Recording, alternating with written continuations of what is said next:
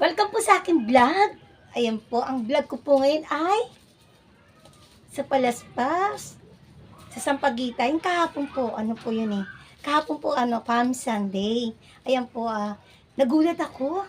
Sabi sa akin ng anak ko, ano na ako, may ginagawa ko. Hindi ko alam kung nagluluto ako o naghuhugas ako ng pinggan. Sabi niya, Mama. Sabi ko, oh, sabi ko ganun. Kala ko, niloloko niya lang ako kasi nung hapon nagpaalam naman siya. Sabi niya sa akin na, Mama, magsisimba ako. Sabi ko, sige, magsimba ka. Kala ko naman, niloloko niya lang ako kasi kadalasan niya, lagi niya akong binibiro, niloloko. Tapos inandun lang pala sa sa barkada niya. Pag nagpapaalam yan, hindi yun ang paalam niya. Sabi niya, ay mama, hindi ako natin, doon ako sa barkada ko. Kaya sabi ko, baka hindi ito magsimba. Sabi ko, baka tamarin. Sabi ko, ganun. Yung nagulat ako, sabi niya, Mama, para sa'yo. Sabi niya ganun, Palaspas. Yan, ganun. Sabi ko, naku, mabuti naman, nagsimba ka, anak. Pero ako nung umaga pala, mga 7 yata o 8, nag-ano na ako sa YouTube. Nag-open na ako ng misa. Ayan.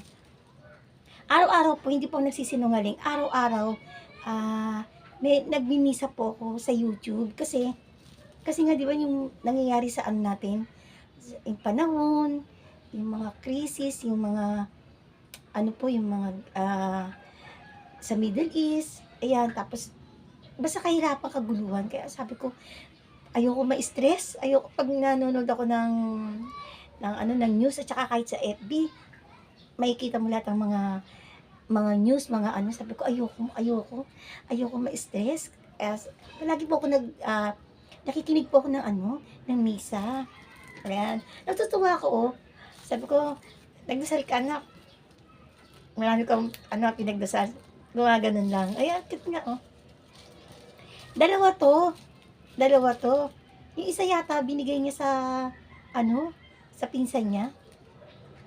Pero, ewan ko, parang dalawa yung pinasok ko kagabi. Basta bahala na. Basta dalawa niya. Sabi niya, kung sino daw sa pinsan niya ang wala, hindi nakapagsimba, bibigyan niya ng Palaspas. Di ba, ang bait ni Charles?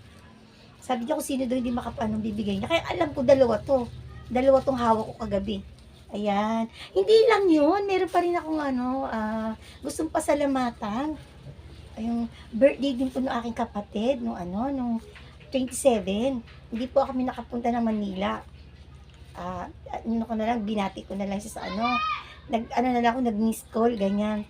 Binati ko na lang siya. Tapos, sabi ko sa pamangkin ko, pag uwi mo, huwag mo kalimutang mag-sharo, magbitbit. Ayun, tumupad naman kagabi.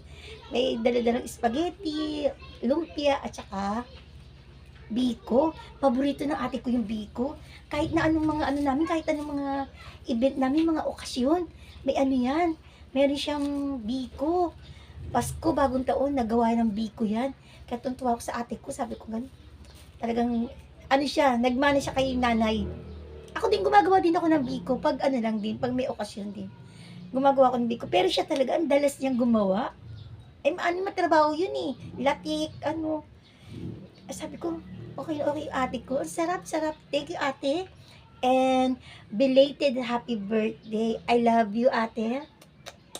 Yeah, mahal ko po yung kapatid ko. Alam niyo ba, may kwento ko dyan, nung maliit pa ako. Naalala ko na disgrasya ako sa school. Tapos, siya pala, sa bahay pala, nakagawa na siya ng paper doll. Gumawa na siya ng papel na manika, paper doll. Ngayon, naantay niya ako, pag mga alas 12 uwi ko, pag alas 12, wala pa ako. Sabi sa nanay ko, Nay, asa si Presi? Sabi niya, hindi ko nasabi sa'yo, anak, pupuntahan ko ng ospital. Sabi niya, bakit, Nay? Sabi niya, doon ko na lang nalaman sa school na dinala siya sa ospital. Sabi niya, ganun.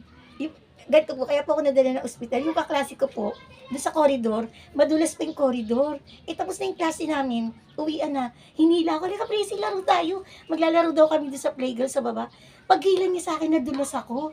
Pagdulas ko, naitukod ko yung kamay ko na, sumakit yung kamay ko. Tapos dinala ako ng teacher ko doon sa, PGH. Kasi yung school namin, isang sakay lang, hindi ako magkakamali, isang sakay o pwedeng lakarin, PGH na, yung school namin malapit sa PGH. Kaya doon ako pinunta ng nanay ko sa PGH.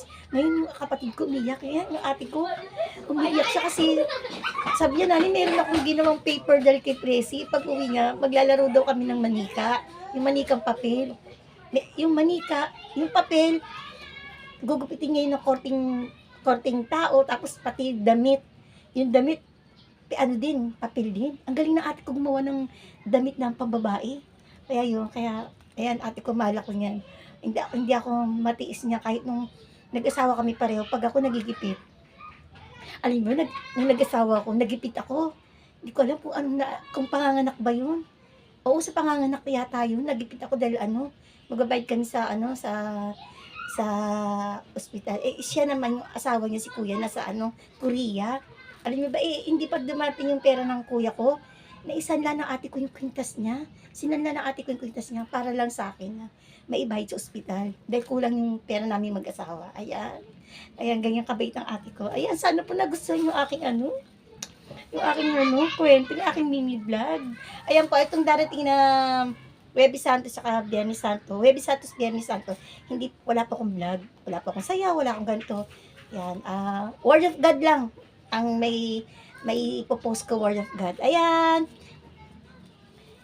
Be happy and be kind. God bless everyone.